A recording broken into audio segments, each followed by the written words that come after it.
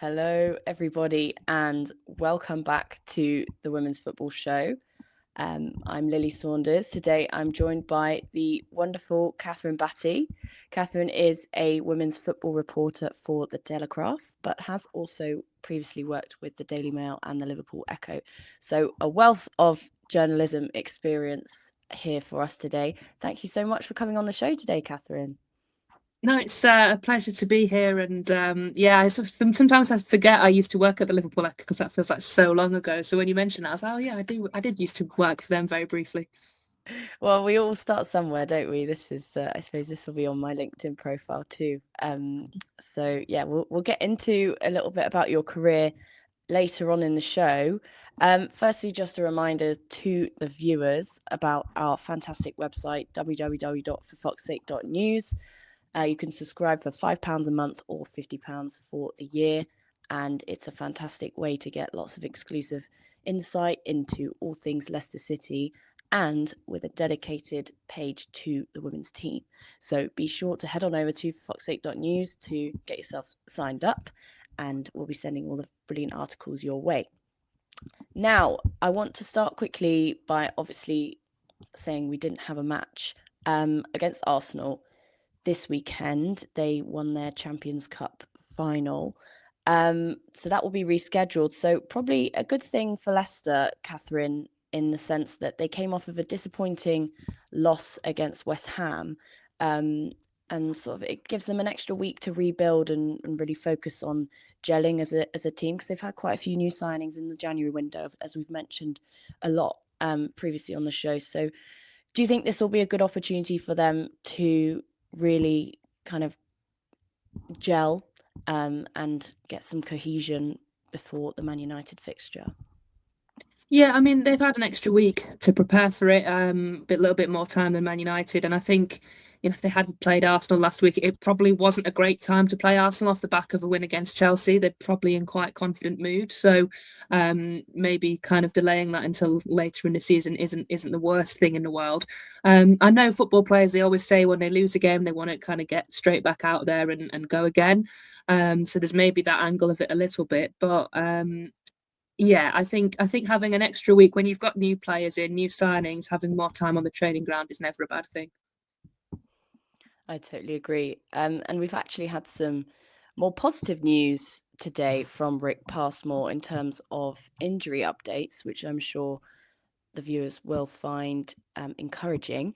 So there's still a little bit of uncertainty, or there was previously, about Janina Leitzig. Obviously, she had a fantastic first half of the season, was pretty central to a lot of Leicester's reduced scores. I think she made some great saves. She got 3 clean sheets. But Rick has said that she was training today and apparently did some extra work. So the medical team will review that ahead of the match. Heather Payne is back in training and has featured on the bench a few times already recently. So it'll be interesting to see how she fares with the addition of all these new signings, where she'll kind of slot in. And then Denny Draper is back running, we saw on social media, which was very encouraging. But Rick Passmore said it'd be quite a few weeks until she's back in the matchday squad. And obviously Celeste Beret and Jutta Rantal are both still out with long-term knee injuries, ACL and meniscus respectively. So lots of encouraging news. We've also had the addition of the signings. The January window's now pretty much over. How have you thought that Leicester have got on so far this season, Kathryn? And what do you think with regards to these injuries and with regards to the new signings? Where do you see Leicester faring as we come towards the end of the season? Yeah, I mean, to be fair, I think going into the season, I was quite worried about Leicester just because of the uncertainty around Amandine leaving. I really, really like Rick Passmore. I really kind of respect him as a manager, and he is maybe a little bit surprised to find himself in the role, having been out of top flight management for quite a long time. But one thing you will say with Rick is that he's so experienced. He was always going to make his team hard to beat, and I think barring maybe the first game of the season, which was against Man United, I think they have done a pretty good job of that. Um, and I think he's done a pretty good job in terms of working with what he had. I think he probably knew he needed to get more experience in the January transfer window. He's done that. He's added some really experienced players. Leicester obviously got quite a young squad. I think that was one of the key things, obviously looking ahead at the start of the season. But I think the fact that they were kind of consistently picking up points, they might not have been winning a lot of games, but just picking up draws here and there was quite encouraging. And, the fact that they were obviously above, West Ham, Liverpool, and sort of in and around there with Everton at Christmas time was pretty encouraging first half of the season. And he'll just want more of the same, I imagine, going into the second half. Maybe hopefully trying to build a little bit more, maybe get a few more wins on the board. But I mean, if he can make sure that the club is safe come the end of the season, and I think it's a pretty good job. Yeah, no, I think that's so important to talk about Rick Passmore actually a little bit because, like I say, with the injuries, and he put a lot of emphasis on Denny Draper coming back, and he puts a lot of emphasis on the importance of growing and progressing the academy players. And obviously, historically, Leicester has had a very young team in the WSL. So it's very encouraging to see that he is thinking about his legacy, as we've talked about before. And it's good to see how he's implemented that throughout the season. Like you say, they've picked up points in draws against West Ham and Villa, which have been great. And that win against London City was the icing on the cake, really. So, yeah, Leicester, we sit in 10th at the moment. We're still not clear from that relegation playoff. It's all to play for. But I agree with you. It's looking really encouraging, and I'm really excited to see where they go. Let's talk a little bit about you then, Kathryn, because this is obviously great for us. We get real niche insight into the world of women's football, because journalists, they know everything. So talk to us a little bit. We'll go back to the Liverpool Echo. Talk to us a little bit about your early career and how you got into sports journalism. Yeah, so I mean, I always loved football growing up, and I had an interest in women's football because I watched a lot of England when I was younger. So I knew that it was a sport that was growing, and I once I started out in journalism, I did kind of want to go into that area. And after I did my master's degree at Sheffield, I got a traineeship with the Mail Online, and essentially they sent out all their trainees out on a regional placement for 5 or 6 months, and mine was in Liverpool with the Liverpool Echo. And they've obviously got a brilliant sports team, two huge teams in the area, and two teams in women's football that had historically had quite a lot of success, but at the time and in more recent years, obviously have struggled a little bit. And there wasn't really anyone there doing much on the two women's teams, so I kind of made that my thing to sort of go and watch them. I think I remember at the time Liverpool. It was actually the season that Liverpool kind of got relegated on points per game because it was the COVID sort of year. So I was kind of there when they were really struggling, and I felt bad having to kind of ask Vicky Jepson every week about another defeat. But she was really great to deal with. So I enjoyed my time there, and then when I came back to the Mail, it was sort of similar that they didn't have anyone sort of doing women's football. And at first, it was a case of sort of doing it in my spare time alongside my role with Mail Online. And then in the build up to the Euros, I switched over to move to the paper to do women's football full time, which is obviously much better. And then, yeah, I was at the Mail for about five and a bit years, 5.5 years, maybe just more. And then probably about four of those was with the newspaper doing women's football. So I was obviously covered the Euros, the World Cup, and then I moved over to the Telegraph at the end of 2024 just for something new and to kind of have the chance to focus on women's football a little bit more because I was doing a bit of men's football at the Mail as well. And yeah, I've loved it at the Telegraph since I've been there. Did the Euros last summer, and Yeah, kind of looking forward to having a summer of no tournament and just sort of watching the men's game, and then preparing, hopefully, assuming England do indeed qualify, which we all assume that they will, for Brazil in 2027, which is something to look forward to. Yes, absolutely. Fingers crossed. Oh, that's so interesting. And we've talked a little bit to other journalists about um, sort of almost not necessarily pioneering role, but like you say, there probably wasn't as much noise around the women's game, and hearing about how professionals like yourself have taken on that role back in those kind of years when there was not that much news on women's football, which is what we're trying to do here at this podcast at For Fox's Sake, is to give real in-depth fan insight and proper journalistic insight into Leicester City women. So it's great to hear all about that, and about your experiences as a young reporter. I suppose I want to ask, what was your biggest learning experience as an up and coming journalist, and did that involve women's football in some way? Oh, that's a really good question. I think there's a few different elements. I mean, there's learning in terms of learning on the job, and I always get one of the always things I always get asked is like, how do you write a match report like on deadline when there's like a last minute goal? And the answer is that you just kind of have to react in the moment, like as much as you can try and prepare. It's really difficult to try and visualize what that last minute goal looks like. And I remember having like someone with me at a game when I was at the Mail, like just sort of along watching, and it was a Nations League game, but when England were trying to qualify for the Olympics on behalf of Team GB, and it was the second to last game in the group, and they played the Netherlands, and I basically remember that game. they needed to win to have any chance. They ideally needed to win by 2 goals, but a win took it to the last game. And obviously, I think they were 2-0 down, and they came back to win 3-2. And I think they scored the equaliser on sort of like 80 minutes or something. And I remember at the time, I had to file on 80 minutes. For some reason, at the Telegraph, I get to file on a full time whistle, but at the Mail, I had to file 10 minutes before the game actually finished. So I remember filing like that it was a draw and that they were out, but something in me said the momentum was with them. I'm going to start preparing that they go on to win it, because it Mhm. changes the whole landscape, because then they've still got a chance of qualifying. So there were so many different things to think about. Um, so I did that, and then obviously I think Ella Toone scored maybe with a few minutes left, and thankfully I had kind of prepared everything for them coming back to win, and just had a blank space for whoever scored the goal.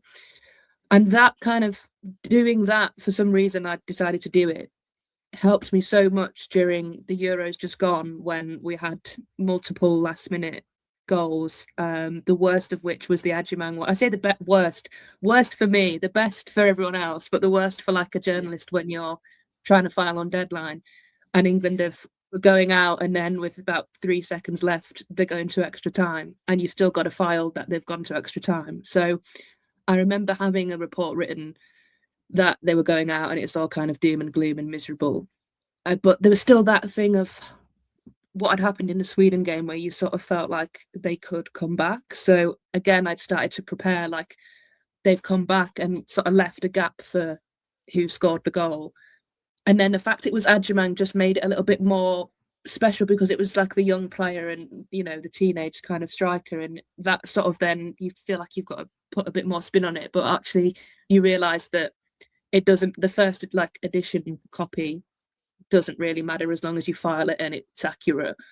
You can always make it better for the second edition, which people actually read, because that's the weird thing about newspapers, is that the first edition always only goes to like Cornwall and Devon, I think, and then the rest of the country get the second edition, because obviously in Cornwall and Devon they're just reading that England have gone to extra time and don't know the score, as used to happen. So that was kind of like a good learning curve. And then another one was actually in men's football, um, more to do with like a news story, where um, I'd written something about I'd been told that a player was going to miss a game because they were injured. Um, but sometimes in those situations you have to give yourself a bit of an out, even if the information is good and it's come from a good source and you've been told they're going to miss the game. Sometimes players take injections to make sure they get through the game if it's an important one, and which is what happened in this case. And you've kind of written they're going to miss the game, and then all of a sudden they're in the starting lineup and you look a bit stupid. And I realized in that situation that you've got to write it sometimes, not all the time, but sometimes you've got to give yourself an out of saying they're likely to miss the game, or they're facing a battle to be fit, rather than they're going to miss the game straight, because sometimes things change. And it can be same with transfers. Like, you might get told X player is signing for this club, and it's like, that's where they're going and that's the only club they want to sign for. And then another club might come in right at the last minute and it changes for various different circumstances. So you have to sometimes hedge your bets, which feels wrong to do in journalism because you want to be certain, but sometimes you have to just give yourself a little bit of a leeway, because some things, can always change. Yeah, no, what a great answer. Thank you.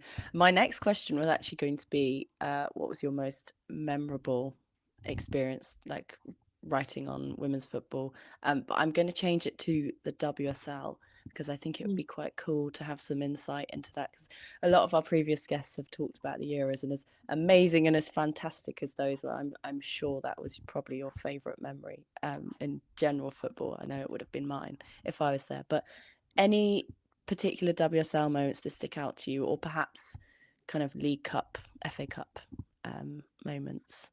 Yeah, I'm trying to think of when there's been sort of like dramatic games in the WSL. I mean, the season where it was Emma Hayes last season and we thought she'd lost the title. Well, she basically said the title's done, we're not winning it. Um, I guess it's kind of the two games. So I was at the Bristol game where it was her last home game for Chelsea, and Man City had just beaten Arsenal, which gave them a chance, but it sort of meant you're going to have to go and thrash Bristol here, who were already relegated, but it's not a given that you're just going to put loads of goals past them. But lo and behold, they win 8-0, and that was the exact number they needed to go ahead of Man City, which just at that point, you sort of felt like it's written here for Hayes to win it. And then that final game at Old Trafford, where they just sort of blew Man United away. I don't think I've seen like a team so dominant. The way Myra Ramirez bullied Man United's defence on that day was memorable. And where the press box is, because the game was at Old Trafford, is really close to sort of where the important people sit, or players that are injured. And Sam Kerr was in that box, and every goal she just was like standing up cheering, and it was quite close to where we were. So that kind of bit of the WSL where we thought, God, like Emma Hayes, she had this brilliant career at Chelsea, she's won so much, and in last season she's going to win nothing. It sort of feels a bit wrong. And then she comes back, sort of, when we think it's all gone, they produce these. Well, it ended up being 3 games they had to win, but they produced these performances and win her the title, and it just sort of felt like a fitting exit. Yeah, I know. I remember that season as well. That was quite something from Chelsea, I have to say. I don't think they'll quite be able to repeat that this season. I think Man City are running away with it now. Um, but brilliant. What a great memory. I'd completely forgotten about that 8-0 Bristol City win for Chelsea. Yeah, that was, I remember looking at that and going, wow. I don't know how they've managed to do that. Someone must have been fixing the match. No, I'm joking. Um, okay, back to Leicester and to the WSL. Which Leicester player has caught your eye so far this season, and why? Ooh, again, that's a good question. Do you mentioned her earlier, actually, Leipzig. I think the goalkeeper. I mean, I was at the Arsenal game earlier this season, which obviously probably isn't the best one to pick in the terms of it ended up being I think it was 4-1 in the It was end, if I remember 4-1, rightly. yeah. 4-1. But even in that game, you felt like she made quite a number of saves to, it could have been a lot more. And I do think that goalkeepers don't always get the credit or the praise that they deserve. And I think, she is a miss when she's not there. So her being available is a big thing. And yeah, I've always been quite impressed when I've watched her play. Yeah, no, I totally agree. And perhaps in terms of the new signings, I don't know if you've watched any of the recent Leicester games. Have any of the new signings caught your eye in particular? Um, It's tricky. I mean, I felt really bad for Ashley Neville on the debut with the Tottenham incident, but Oh, I we all was know kind of gutted. yeah, bless her. I Yes. mean, yeah, I think she's a great like again experienced player, and I think she brings a lot to the team. I think Rachel Williams as well. You kind of know what you're getting from her. She's a little bit older now. She might not be able to play 90 minutes every week, but what she does give you is somebody that whether it's from the start or off the bench, can find the goal. And she's got all them like old striker tricks where she can win free kicks. She pops up in the right places, and she's a great person to have in the dressing room as well. So I think those two were really key. I'll be honest, I don't know as much about Emma Janssen. I know she's obviously had an injury as well. But from what Rick Passmore seems to say, he's a player that the club are excited about.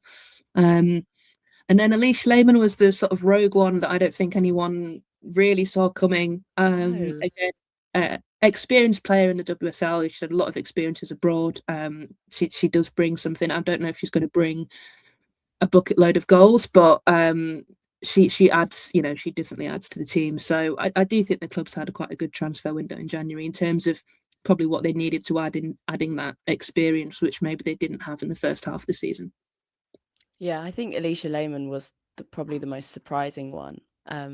But like you say, she adds in other areas. I think, yes, you want her to score goals, but I think the coverage that Leicester City will get, the kind of, you'd hope that she boosts the club in terms of their reach to supporters, and hopefully more people start coming to the games just because they want to catch a global superstar. We've had a comment in here from Andy. I'll just pop it up on the screen. Could we have bought too many, and then being able to gel might be an issue and get us into trouble? Well, I'll pose that to you first, Kathryn, and then, yeah, we'll see where we go with that. I don't think so. I think that's probably the right number of players that the club needed because you also have to think about depth and we mentioned injuries in the first part of the show. You never know what other injuries you're going to get in the squad, and you have to have options available, and especially when you're sort of fighting to stay up. So I don't think it's too many. I think it's probably the right number. And I think the fact that they're experienced players that are coming in, like I mean, I say with Rachel Williams, she's probably not expecting to start or play 90 minutes every single week, but she knows she's going to play a lot more football at Leicester than she would have done at Manchester United if she'd stayed there.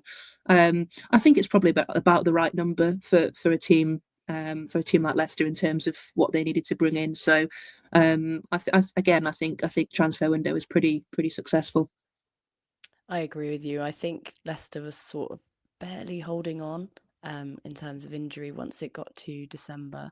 And I think they've reinforced in all the key areas that they needed to, particularly defensively and in the midfield. And then obviously up top with Lehman and Rachel Williams. So I'm really excited to see how they get on. I think they'll gel. And I think, like we said before, this extra week will help them out. And we've got a comment here saying we need all the help we can get. Well, I couldn't agree more. Daedalus 215. Every little helps, including Alicia Lehman's 16 million Instagram followers, or is that TikTok fan? It's one of them, One but of the she's got a two. lot. She's got a lot.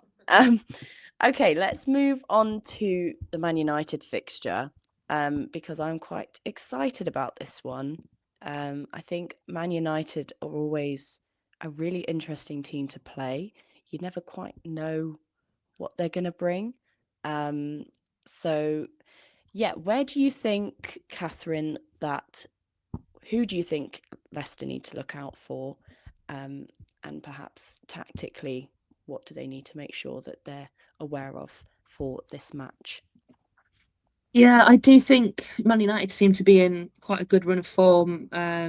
They've sort of overcome that little blip they had maybe in about November time, and they look like a really good team right now. And it's probably not the best time to play them, which I'm not sure I should say. But one thing I've noticed about Man United is that once they go a goal ahead, it's like the floodgates open, and we saw it with Aston Villa last week. We saw it with 2 weeks ago.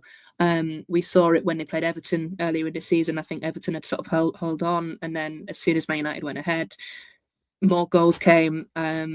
So I think the key for Leicester is to try and essentially not to collapse if they do concede, because that is one thing that Man United are very good at doing, is really kind of killing off teams, especially late in the game. And I think it's going to be a case of Leicester need to be switched on for 90 minutes. You can't give teams like Man United any sort of space, because if you do, they will punish you.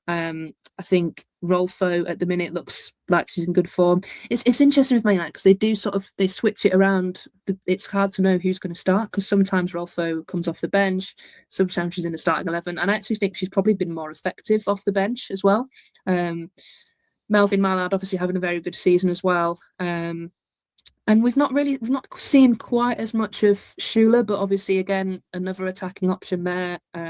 Van der Heim, don't know if I'm pronouncing that correctly. There's another Swedish player, so they've got a lot of options, Man United, and they do look very good going forward. I think for Leicester, it's a case of making themselves really hard to beat and trying to frustrate them as much as they can, and then probably looking to play on the break. But one thing I will say about Leicester is I remember I think it was the first game of the season when they played Man United, and I think it It was maybe was, yeah. 4-0. And I remember looking at the highlights of the game and thinking they're in for a really tough season if they defend like that for the rest of the campaign, because it was really, really bad. And that's why I feel like they should have a bit of confidence because they've improved so much from that first game. Like defensively, they've tightened up a lot. Um, and I feel like that was probably the worst that I've seen from them defensively, and they've got a lot better. So it might have to be a case of the old low block and trying to frustrate Man United as much as they can, but sometimes you just have to do it. I think like they played against Manchester City back in end of November, I think. They kept them at 0-0 until the 75th minute or something, and that was from pure defensive grit. The same with the Chelsea result, actually, right at the beginning of the season. They reduced Chelsea to just a 1-0 scoreline. So um, whilst yes, they both ended in losses, I think they probably took a lot of confidence from that, and that's what helped them get those extra points that we talked about earlier, on the road and at home. I think it's a home game, so there'll be lots of home support for them. Leicester are known to be a frustrating team to play, in terms of their grit in defence. Um, I think Manchester United are interesting in the way that they build up. They tend to have a lot of players back to build up play, whereas sometimes, you have teams playing lopsided, using the wing back and um, coming forwards and backwards or staying high like Arsenal do. But I think, like you say, where Leicester will get the most success will be on the break, I think, using the likes of Neville and Sarah Mailing, and hopefully they have a bit more cohesion this week. I think they did really well against West Ham, but they couldn't get that final ball into the back of the net. And I think unless they're ruthless in front of goal, it's going to be really difficult to get any sort of result against Manchester United. But I'm always full of confidence. Anyone who's watched the show for the last few episodes knows that I'm always gunning for a Leicester win. So with that being said, um, do you have a potential? Um, yeah, what do you think the score's going to be, Kathryn? Oh, do you know what? There is always a surprise result sort of thrown in every now and again in the WSL, and I'd like to think Leicester can get something from this game. And if there's anyone that knows where Man United's weaknesses are, it's Rachel Williams. So you would hope she'd given Rick Passmore a bit of a brief in terms of who to watch out for and how to play against them. So I think maybe they could pick up a point. I might go with a 1-1 potentially. I like that. I like this positivity. That was going to be my guess as well.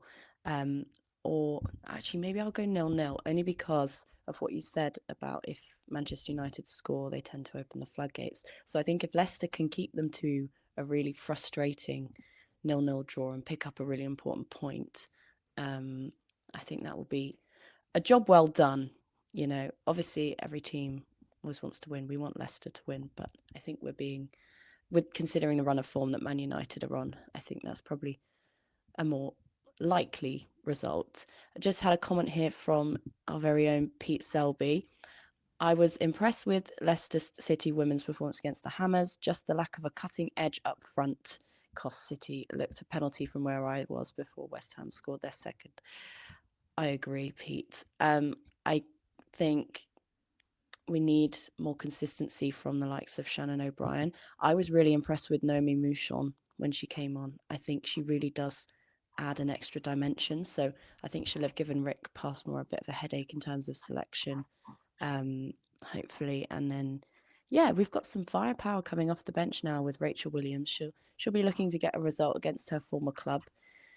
So yeah, I think hopefully a draw. Even better if we get a win. But thank you so much for coming on, Kathryn. It's been such a pleasure having your insight into the WSL, into women's football in general, and also to hear a little bit about your fantastic career as a women's football reporter. So thank you so much for coming on today. No, I've enjoyed it, and yeah, what you guys are doing is great in terms of with the podcast and making sure there's a coverage of different teams in the WSL. So keep doing what you're doing. Thank you. And just a reminder to everyone, head on over to www.forfoxsake.news. You can subscribe for the price of a pint and receive exclusive access to all things Leicester City women, among other things like the men's team. But, it's the women that we want to be talking about today. So thank you so much to all the viewers. And we will see you next week on Tuesday for a little bit of recap on the Man United game and then looking ahead to the next fixture against title leaders, currently Manchester City. Thank you so much. Goodbye.